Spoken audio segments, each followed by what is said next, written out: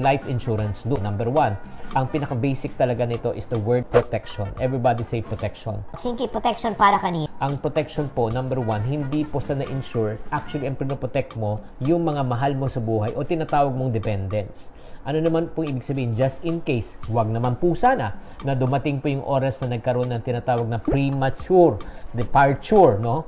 O naging disabled sa work, nagkaroon ng critical illness at hindi na po umabot sa age of retirement. Ang kagandahan dito, meron tayong tinatawag na lump sum payment na makukuha po yung mga family members at magiging protected po sila. So let's talk about the advantages first, no? Number one, definitely, it's financial protection and security for your family. Number two, financial security for your family. So in other words, ang kagandahan pag may life insurance ka rin, it can pay off your debts, diba, sasakyan, bahay, or let's say any other na mga utang mababayaran. And third, pinaka-best talaga advantage is peace of mind.